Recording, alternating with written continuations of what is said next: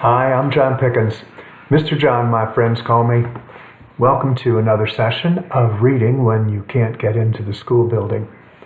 So, I love reading, and I hope you do. I hope you guys are reading books while you're out of school. With reading, if you can do that, you can learn how to do anything. And practice is just one of the best ways of getting to be a better reader. So, hey, get busy, get out there and read some books. Books can be sometimes just pure fun, like Llama Llama Red Pajama. And other times they can, try and teach you a lesson, which is what we have today. Here's a book called A Bad Case of the Stripes. And it's a longer book than usual, and I have to wear my magnifying glasses to read it. Camilla Cream loved lima beans, but she never ate them. All of her friends hated lima beans, and she wanted to fit in. Camilla was always worried about what other people thought of her. Today she was fretting even more than usual. It was the first day of school, and she couldn't decide what to wear. There were so many people to impress. She tried on 42 outfits, but none seemed quite right. She put on a pretty red dress and looked in the mirror. Then she screamed. There's the picture. Her mother ran into the room and she screamed too. "Oh my heavens," she cried, "you're completely covered with stripes." And this was certainly true. Camilla was striped from head to toe. She looked like a rainbow. Mrs. Cream felt Camilla's forehead. "Do you feel all right?" she asked.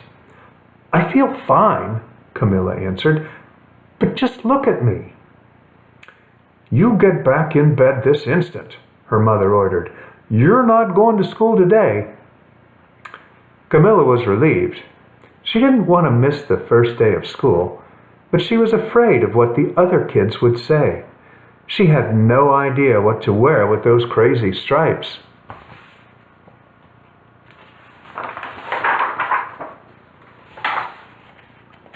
Oops, sorry. That afternoon, Dr. Bramble came to examine Camilla. "Most extraordinary," he exclaimed. "I have never seen anything like it. Are you having any coughing or sneezing, runny nose, aches, pains, chills, hot flashes, dizziness, drowsiness, shortness of breath, or uncontrollable twitching?" "No," Camilla said, "I feel fine." "Well then," Dr. Bramble said, turning to Mrs. Cream, "I don't see any reason why she shouldn't go to school tomorrow.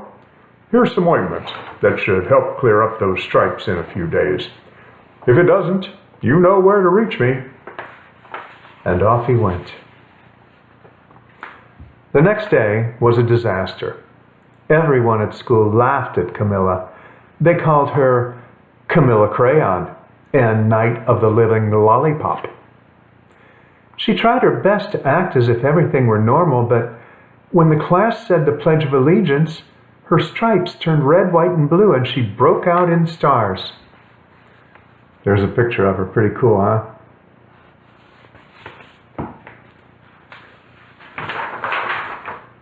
The other kids thought this was great. One yelled out, "Let's see some purple polka dots."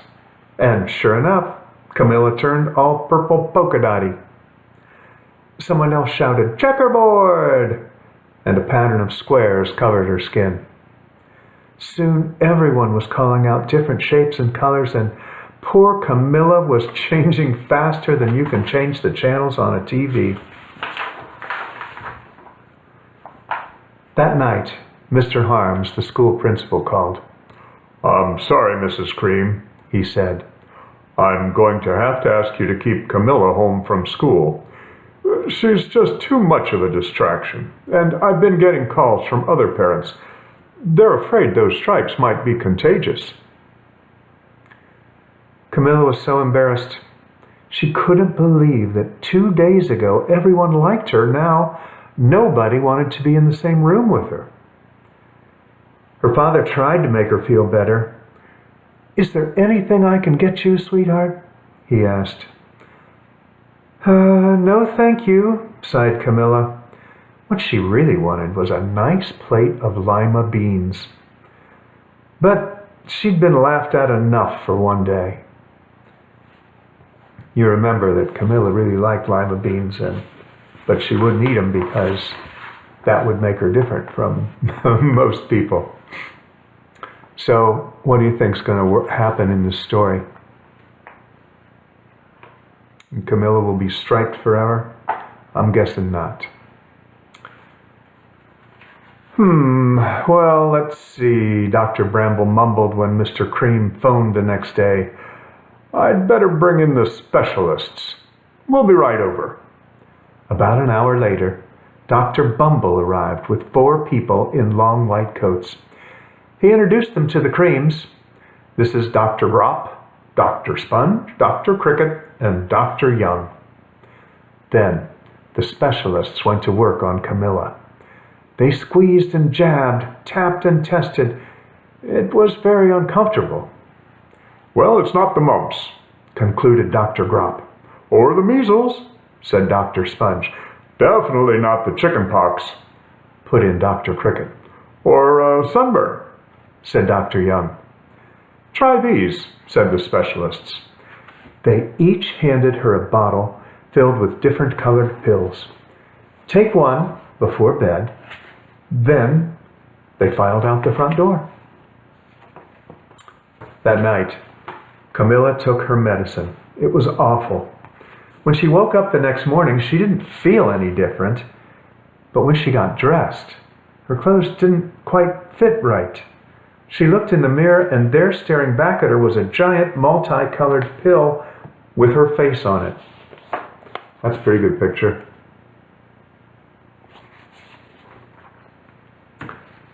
Dr. Bumble rushed over as soon as Mrs. Cream called, but this time, instead of the specialists, he brought the experts. Dr. Gord and Mr. Mellon were the finest scientific minds in the land. Once again, Camilla was poked and prodded, looked at and listened to. The experts wrote down lots of numbers. Then they huddled together and whispered. Dr. Gord finally spoke. "It might be a virus," he announced with authority. Suddenly, fuzzy little virus balls appeared all over Camilla. "Or possibly some form of bacteria," said Mr. Mellon. Out popped squiggly little bacteria tails.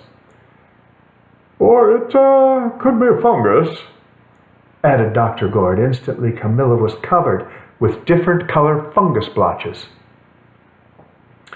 The experts looked at Camilla and then at each other. "We need to go over these numbers again back at the lab," Dr. Gord explained. "We'll call you when we know something." But the experts didn't have a clue, much less a cure. Well, by then, the TV news had found out about Camilla. Reporters from every channel were outside her house, telling the story of the bizarre case of the incredible changing kid. Soon a huge crowd was camped out on the front lawn. Oh boy, here's a picture of what Camilla looks like now. Not good. The Creams were swamped with all kinds of remedies from psychologists, allergists, herbalists, nutritionists, psychics, an old medicine man, a guru, and even a veterinarian. Each so-called cure only added to poor Camilla's strange appearance, until it was hard to even recognize her. She sprouted roots and berries and crystals and feathers and a long furry tail, but nothing worked. So are you thinking about what Camilla's cure could be? One day, a woman who called herself an environmental therapist claimed she could cure Camilla. "Close your eyes," she said. "Breathe deeply and become one with your room." I wish you hadn't said that, Camilla groaned. Slowly, She started to melt into the walls of her room. Her bed became her mouth, her nose was a dresser, and 2 paintings were her eyes. The therapist screamed and ran from the house. "What are we going to do?" cried Mrs. Cream. "It just keeps getting worse and worse." She began to sob. That moment, Mr. Cream heard a quiet little knock at the front door. He opened it, and there stood an old woman who was just as plump and sweet as a strawberry. "Excuse me," she said brightly, "but I think I can help." She went into Camilla's room and looked around. "My goodness," she said with a shake of her head. "What we have here is a bad case of the stripes. One of the worst I've ever seen." She pulled a container of small green beans from her bag. "Here," she said, "these might do the trick." "Are those magic beans?" asked Mrs. Cream. "Oh, my, no," replied the kind old woman.